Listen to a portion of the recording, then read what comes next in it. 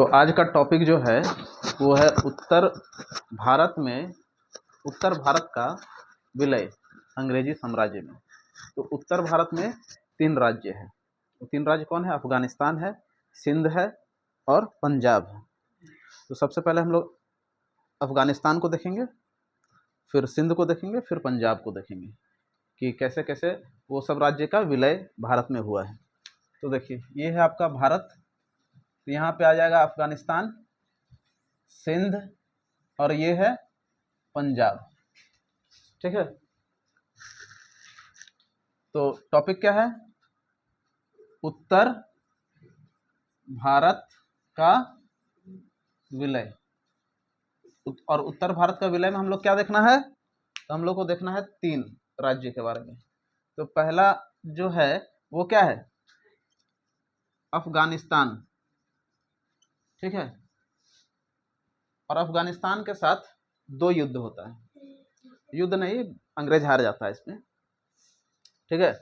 तो कौन कब कब है? 1839 से 42 तक। ठीक है। और एक होता है 1878 से लेकर 79 तक। उसके बाद सिंध का जो विलय होता है 1843 में होता है। उसके बाद आता है आपका पंजाब। ठीक है। और पंजाब यानी कि आंग्ल सिख युद्ध, तो इसका विलय जो है वो 1849 में होता है। तो ये डेट तो याद रखना है, हम लोग धीरे धीरे एक एक करके देखेंगे। चलिए, तो इसको मिटा देते हैं और अफगानिस्तान को रहने देते हैं। तो देखिए, अफगानिस्तान में कितना युद्ध है? 2। तो जो पहला युद्ध है, फर्स्ट युद्ध है, कब हुआ था? 1839 से लेके 42 तक। ठीक है। तो ये क्या किया? तो अंग्रेजी सेना वहां पे अटैक करना चाहता था। कहाँ? अफगानिस्तान में। किस लिए अटैक करना चाहता था? ताकि वो अफगानिस्तान से संसाधन को प्राप्त कर सके। लगातार इधर से रूसी हमला का खतरा बढ़ता हुआ चला जा रहा था। तो रूसी हमला से बचाने के लिए भारत को वो अफगानिस्तान, सिंध और पंजाब में उसका विलय करवाना चाहता है। ठीक है। तो 1839 और 1842 में वो अपनाता है अग्रगामी की नीति। कौन सा नीति है? अग्रगामी की नीति। इसमें क्या होता है? अंग्रेजी सेना जो है वो पराजित हो जाते हैं और अफगानिस्तान जो है वो जीत जाता है। तो अफगानिस्तान का जो शासक है उसका एक लाइन है। वो लाइन क्या है पता है? लाइन है कि अगर किसी को लगता है कि आप हमसे बहादुर हैं तो एक बार मेरा जमीन में कदम रख के देखिए। अफगानिस्तान ही बोलता है कि अगर किसी को लगता है कि अगर आप बहुत ताकतवर हैं तो आप मेरा जमीन में कदम रख के देखिए, पता चल जाएगा कि कितना ताकतवर है आप। ठीक है।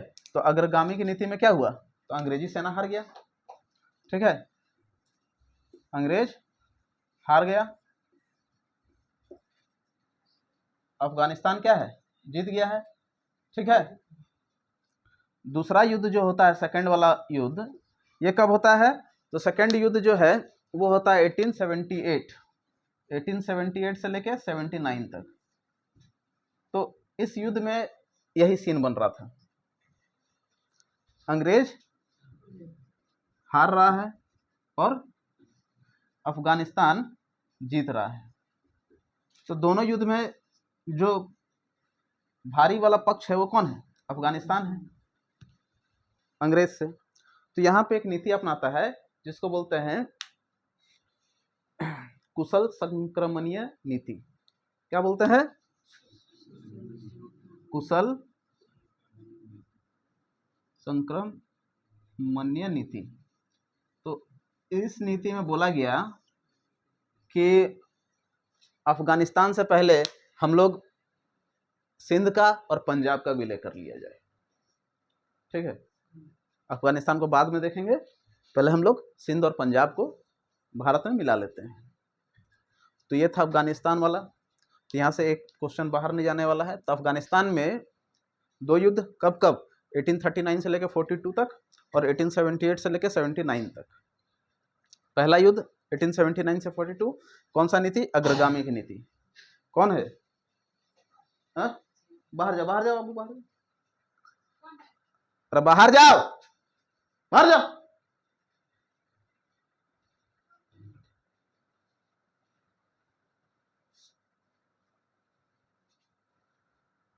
अंग्रेजी सेना हारेगा और अफगानिस्तान जीतेगा। 1878 में दूसरा युद्ध होगा और इसमें अंग्रेजी फिर हारेगा और अफगानिस्तान फिर जीतेगा। उसके बाद देखो इसमें कौन सा नीति अपनाया जाएगा? कुशल संक्रमणीय नीति। और कुशल संक्रमणीय नीति क्या बोला जाता है इसमें? इसमें बोला जाता है कि पहले हम लोग सिंध और पंजाब पे विलय कर लिया जाए, उसके बाद फिर अफगानिस्तान को हम लोग बाद में देखेंगे। ठीक है, क्योंकि अफगानिस्तान उसके लिए चुनौती बन गया था और लगातार यहाँ से रूस का खतरा बढ़ते चला जा रहा था और उसको संसाधन भी चाहिए, रूस से बचाना भी है। तो अगर अफगानिस्तान के ही चक्कर में रहेगा तो क्या हुआ? रूस घुस जाएगा ना, सिंध के रास्ते घुस जाएगा, पंजाब से आ जाएगा। तो इसलिए सबसे पहले डिसाइड किया कि हम लोग सिंध को पहले अपने में मिला लेते हैं। ठीक है, तो इसको मिटा देते हैं। आप लोग इसका स्क्रीनशॉट ले लीजिए और आप लोग देख के घर में उतार लीजिए। चलिए,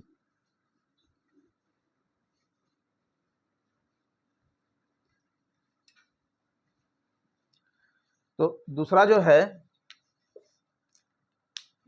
दूसरा क्या है? सिंध। ठीक है, तो सिंध को कब विलय करेगा? 1843 में। ठीक है, कब करेगा? 1843 में। लेकिन इसका जो है वो क्रमबद्ध तरीके से करता है, मतलब कि पहले मित्रता की संधि करेगा, फिर व्यापारिक संधि करेगा, फिर सहायक संधि करेगा, उसके बाद जाके 1843 में उसका विलय करता है। तो एक डेट को हम लोग को याद रखना है कि 1809, ठीक है, 1809 में वो कौन सा संधि करता है सिंध के साथ अंग्रेज? तो मित्रता की संधि। ठीक है, दूसरा क्या है? 1832, इसमें ये क्या करता है? व्यापारिक संधि। धीरे धीरे कर रहा है ना, देखो। उसके बाद है 1839 में वो क्या करता है? तो 1839 में करता है उसके साथ सहायक संधि। और 1843 में विलय कर लेता है, सिंध का विलय। और सिंध के विलय के समय में अंग्रेजी सेना कौन है? तो चार्ल्स नेपियर। कौन है? नेपियर। ठीक, अब है कि सिंध का विलय का महत्व क्या है? तो इसका पहले स्क्रीनशॉट आप ले लीजिए, रुक दो। तो हम लोग पढ़ रहे थे सिंध का विलय। तो सिंध का विलय में 1809 में मित्रता की संधि, 1832 में व्यापारिक संधि, 1839 में सहायक संधि और 1843 में सिंध का विलय हो गया। और इस समय अंग्रेजी सेना कौन था इसमें विलय करवाने में? नेपियर। तो अब हम लोग देखते हैं कि सिंध का जो विलय है इसका क्या महत्व है। तो सिंध विलय का महत्व, ठीक है, तो महत्व जो पहला है वो रूसी, कौन है? रूसी खतरा से बचना। ठीक है, दूसरा क्या है? तो यहां से संसाधन प्राप्त करना। ठीक है, संसाधन प्राप्त करना।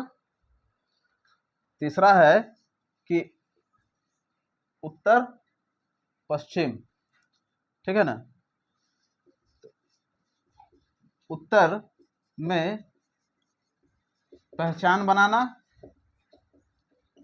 और चौथा जो इसका महत्व हो जाएगा, यह महत्व हो जाएगा कि जो अफगानिस्तान के साथ युद्ध किया है उसमें जो भी इसका नुकसान हुआ है उसका भरपाई ये यहीं से करना चाहता है। अफगानिस्तान युद्ध का भरपाई, नुकसान हुआ है ना इसको युद्ध में। तो ये था आपका सिंध का विलय और सिंध का इसका महत्व। अब हम लोग देखेंगे पंजाब। मिटा देते हैं, स्क्रीनशॉट ले लीजिए आप लोग। चलिए, तो पंजाब में जो है एक शासक है जिसके बारे में हम लोग को जानना है कुछ कुछ। उसका फैक्ट्स। और पंजाब का शासक का नाम है राजा रंजीत सिंह। अब हम लोग पढ़ रहे हैं पंजाब। तो पंजाब पढ़ने से पहले हम लोग किसके बारे में जानेंगे? रंजीत सिंह के बारे में। तो 1790 के दशक में ये जो रंजीत सिंह है वो बहुत ही पावरफुल ब्रिटेन का टक्कर का राजा था पंजाब का। ठीक है, उसके बाद क्या है तो ये अपने शासनकाल में पाकिस्तान, जम्मू कश्मीर, हिमाचल प्रदेश, पंजाब तक इसका पूरा साम्राज्य का विस्तार था। ठीक है, ये सिख था लेकिन ये सभी धर्मों को पालन करता था, सभी धर्मों को मानता था, सभी धर्मों का सम्मान भी करता था सिख होने के बावजूद। उसके बाद राजा रंजीत सिंह के बारे में ये है कि लाहौर और अमृतसर ये दो जगह पे ये अपना तोपखाना बनवाया था और लाहौर को अपना राजधानी। ठीक है, और रंजीत सिंह जब तक था तो अंग्रेज का उतना हिम्मत नहीं हुआ कि वो पंजाब पे अटैक कर सके। हालांकि एक संधि हुआ था जिसको बोलते हैं शाश्वत मित्रता की संधि, जो सतलज नदी को एक रेखा माना गया था, बॉर्डर कि सतलुज नदी से इधर आपका राज्य है और सतलुज नदी जो है उससे पूरब जो है वो मेरा राज्य है, सतलज नदी। उसके बाद अंग्रेजी सेना के बाद दूसरा नंबर में, सबसे विशाल सैनिक के मामले में दूसरा नंबर में था रंजीत सिंह का सैनिक। ठीक है, यहाँ पे आधुनिक सैनिक भी है, आधुनिक हथियार भी है। तो इतना चीज़ हम लोग को जानना है रंजीत सिंह के बारे में। और जैसे ही इसका मृत्यु होता है उसका 10 वर्षों के पश्चात ही पंजाब राज्य का विलय अंग्रेजी सेना में हो जाता है, अंग्रेजी साम्राज्य में हो जाता है। तो रंजीत सिंह मरेंगे और उसके बाद उसका विलय हो जाएगा। तो रंजीत सिंह के बारे में कुछ जान लेते हैं। तो पहला है, ये कब का शासक है? तो 1790 के दशक का है। ठीक है, 1790 के दशक का शासक है। ठीक है, कहाँ का? पंजाब का। दूसरा क्या है? आधुनिक सेना है इसके पास। क्या है? आधुनिक सेना, हथियार। ठीक है, अफगानिस्तान और अंग्रेजी सेना से क्या रखा? खुद को सुरक्षित। ठीक है, अफगानिस्तान और अंग्रेजी सेना से वो अपना जो भी पंजाब राज्य है उसको सुरक्षित रखा है। एशिया में, ठीक है, एशिया में सेना के मामले में ये सेकंड नंबर पे आते थे। ठीक है, सेकंड रैंक था इनका। किसके बाद? तो ईस्ट इंडिया कंपनी के बाद। फर्स्ट में ये हो गया इतना। उसके बाद लाहौर और अमृतसर, यहाँ पे क्या बनवाते हैं? तोपखाना।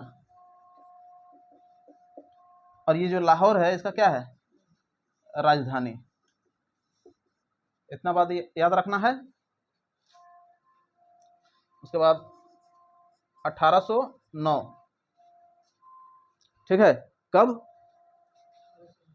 1809 में होता है यहाँ पे एक ट्रीटी जिसको बोलते हैं अमृतसर की ट्रीटी। ठीक है, अमृतसर की संधि किसके साथ? अंग्रेज के साथ। ठीक है, और ये अमृतसर की संधि को हम लोग बोलते हैं शाश्वत मित्रता की संधि। ठीक है, इसमें किस रेखा को माना गया था? तो सतलज नदी को, सतलज नदी को बॉर्डर माना गया था। और इसके मृत्यु के बाद, मृत्यु के 10 वर्ष पश्चात, ठीक है, सिख का विलय हो जाता है। तो ये अलग पॉइंट है। तो 1790 के दशक का ये शासक है और सबसे बहादुर शासक है, अच्छा खासा इसका पावर है, इसके पास आधुनिक सेना है, हथियार है, अफगानिस्तान और अंग्रेज से अपने सेना को ये क्या रखे थे, सुरक्षित रखे थे। उसके बाद एशिया में वो सेकंड रैंक आता था ईस्ट इंडिया कंपनी के बाद, ठीक है, सेना के मामले में। लाहौर और अमृतसर में ये तोपखाना बनवाए थे और लाहौर का अपना राजधानी। 1809 में एक अमृतसर की संधि होता है, इसको हम लोग क्या बोलते हैं, शाश्वत मित्रता की संधि। और इसमें किसको बॉर्डर माना गया था, सतलज नदी को। तो सतलज नदी से पूरब का जो हिस्सा है उसमें ईस्ट इंडिया कंपनी, और इसका पश्चिम का जो हिस्सा है उस पर कौन, राजा रंजीत सिंह, ठीक है। ये किस धर्म के थे, तो सिख धर्म के थे, सिख धर्म, लेकिन सभी धर्मों का ये सम्मान करते थे, ठीक है। ये एक पॉइंट हो जाएगा, तो इसको स्क्रीनशॉट ले लेना है। उसके बाद हम लोग अभी देखेंगे कि कैसे उसका विलय हुआ इसके मरने के बाद। चलिए, तो अब है आंग्ल सिख युद्ध। तो पहला आंग्ल सिख युद्ध जो है वो 1845 से लेके 1846 तक होता है, ठीक है। और ये युद्ध का समाप्ति किसके द्वारा होता है, लाहौर की संधि के द्वारा, ठीक है। और ये लाहौर का संधि में किसका हाथ है, तो भोरेवाल का। ये कौन है, तो भोरेवाल है पंजाब की तरफ से। और इस जो युद्ध हुआ था इसमें ये पराजित हो गए थे, कौन, सिख, बुरी तरीका से। तो ये जो पराजित हुए थे इसमें लाल सिंह और तेज सिंह, ये दोनों पंजाब का है। और ये क्या किया था, तो विश्वासघात किया था, ठीक है। तो दो आदमी इसमें विश्वासघाती है, लाल सिंह और तेज सिंह।